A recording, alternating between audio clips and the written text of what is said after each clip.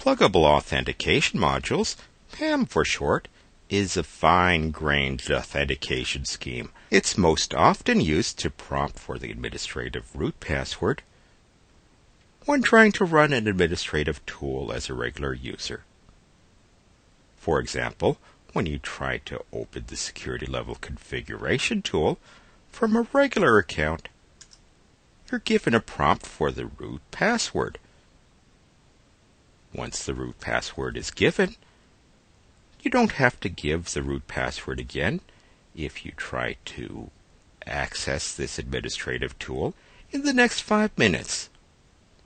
PAM is configured in various files in the etc/pam.d directory.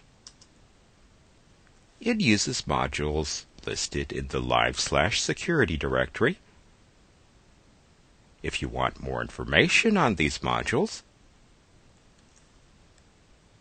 look at the README files in this directory, user/share/doc/pam- whatever version number is installed, in this case 0.99.6.2/text.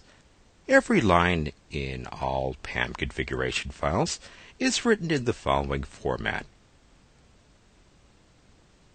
First, the module type, followed by the control flag, followed by the module, possibly followed by any arguments that might be needed. In a PAM file, there are 4 types of modules which may be configured. Authentication Management uses the auth directive. It establishes the identity of a user.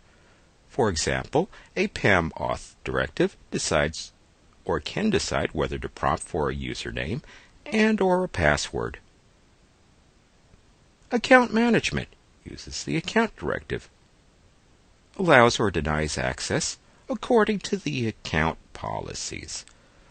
For example, a PAM account directive may deny access according to time, password expiration, or a specific list of restricted users. Password Management. It can be used to manage password policies. For example, a PAM password directive may limit the number of times a user can try to log in before a console is reset. Session Management. Apply settings for an application. For example, the PAM session directive may set default settings for a login console.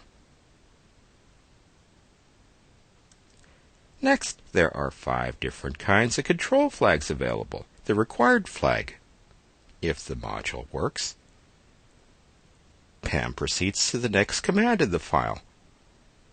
Requisite, if the module is not verified, authentication is failed or considered to have failed, and access is denied. Sufficient, if the module works, the login or other authentication proceeds. No other commands need be processed, so if anything else fails after a sufficient line, it don't matter. Optional. Well, it's almost like a comment, as PAM ignores the success or failure of any module configured with an optional control flag. And finally, include. This is used to include directives from another file. For example, a directive such as password include system-auth includes all password directives from the PAM configuration file system-auth in the etc/pam.d directory. We'll see how this works in the next couple of videos.